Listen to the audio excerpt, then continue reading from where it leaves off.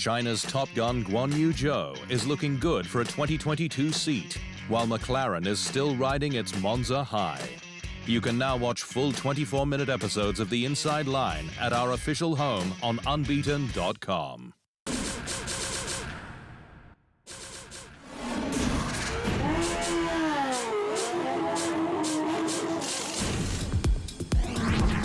Chinese racer Guanyu Zhou is reported to be at the top of Alfa Romeo's shortlist for the final spot on F1's 2022 grid.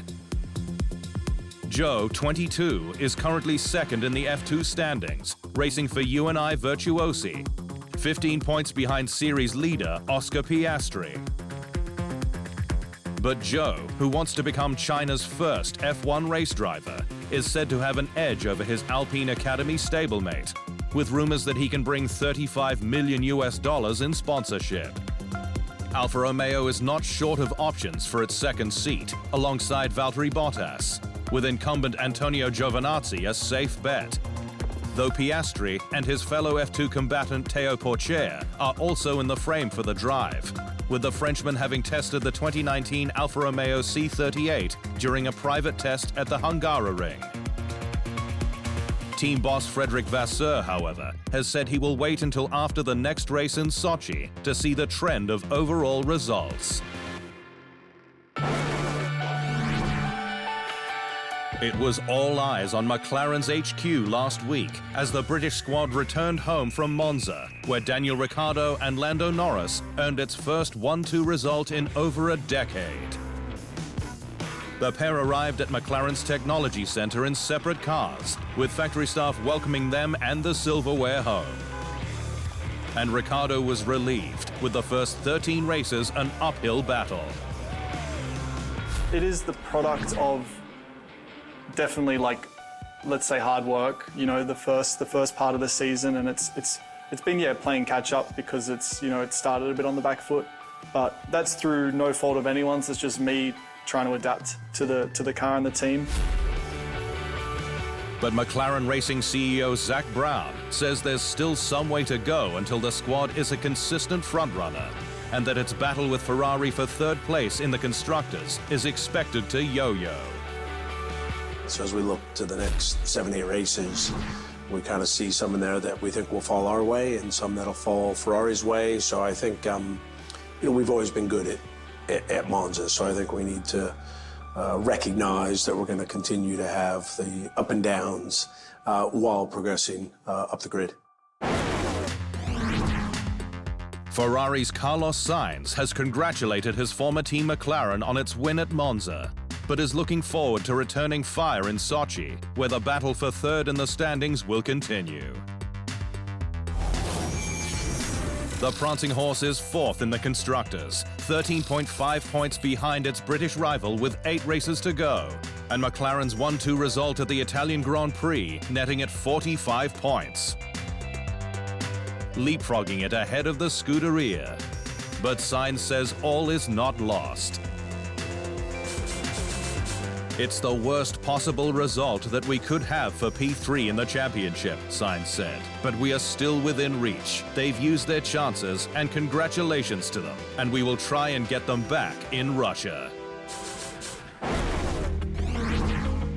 Mercedes has revealed that Sir Lewis Hamilton escaped his huge Monza crash with just a sore neck, and expects him to be fighting fit for the next race at Sochi Autodrome. Hamilton's rival Max Verstappen landed on top of his W12 at Monza in a stunning aerial crash, in which the halo saved his life. But this week was in New York for the return of the Met Gala. He has a sore neck. You'll have seen in the photographs just how far it got pushed forward during the incident, but he's got a bit of time to recover. He's got Angela with him, his physio. She'll be looking after him as she does. So we're hoping we'll see him in Russia fighting fit. Hamilton's W12, however, came off much worse for wear, with the squad unsure as to whether the gearbox survived. For most of the impact was taken by the roll hoop area and the halo itself, so that came off quite badly. The quick look at the PU is that looks okay.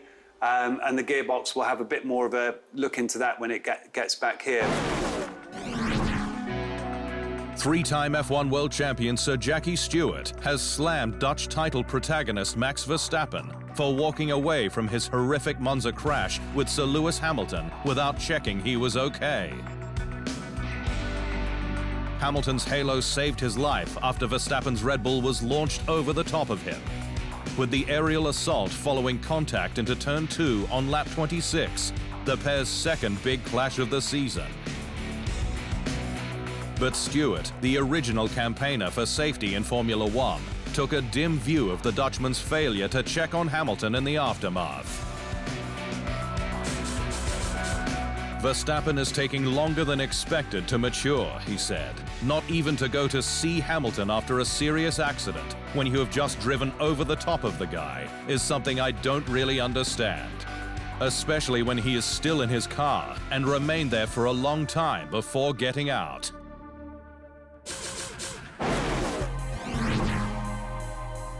Aston Martin finally confirmed its 2022 driver lineup last week, with four-time F1 world champion Sebastian Vettel leaving it late to take up his option to join Lance Stroll into the sport's new era. The German racer originally signed up to the squad for 2021 and beyond, since confirmed as a +1 option deal. One that has since been sorted, ensuring that Alfa Romeo's second seat is the last on the grid for next season.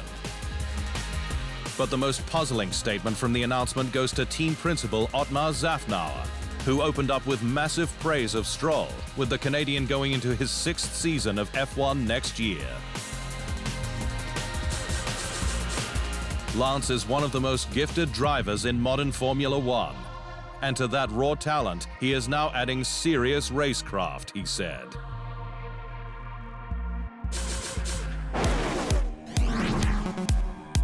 Staying with Aston Martin, which has taken another step towards plans for F1 domination, with co-owner Lawrence Stroll last week breaking ground on a new $200 million factory at Silverstone. Aston Martin's new 3-unit factory will be the first constructed in F1 for 17 years, since McLaren's iconic technology center that opened in 2004, and is expected to be open as early as late 2022. I've never been involved in anything close to the excitement that this brings. The vision is to build the greatest Formula One campus that has ever existed. The new 37,000 square meter smart factory will house the entire team and also include important infrastructure such as a new state-of-the-art wind tunnel and simulator for driver in-loop feedback. Everything is taken into consideration for the way we all live today and not the way Formula One factories were built 25 years ago. Silverstone has gone against tradition by announcing the date of the next British Grand Prix before the calendar has been confirmed. The home of British motorsport was the first this year to open its doors to a capacity crowd since the start of the ongoing COVID-19 pandemic, and will hope to do the same next year from July 1 to 3. But Silverstone's news was a surprise, given the sport is yet to provide a full draft calendar, with expectations it will surface in the next few weeks. It's understood that while the teams are against triple headers, given the strain on the paddock, there will be at least one, if not two, in 2022. It's likely that there will be 2 pre-season tests in Barcelona and Bahrain, which is also set to host the opening round. Saudi Arabia could be next, before Australia, China, Miami, Spain, and Monaco. Former F1 driver Romain Grosjean has earned his 3rd IndyCar podium at the penultimate race of his rookie season, the Monterey Grand Prix, at the iconic Laguna Seca circuit. Grosjean started 13th on the grid, but blasted past rivals and backmarker traffic in a stunning fight-back drive, devouring up to 2 seconds per lap on frontrunners, eventual winner Colton Herta and Alex Palou. With the title going down to the wire at this weekend's season finale at Long Beach, with Palou the favorite, 35 points ahead of Pato O'Ward and 48 up on Joseph Newgarden.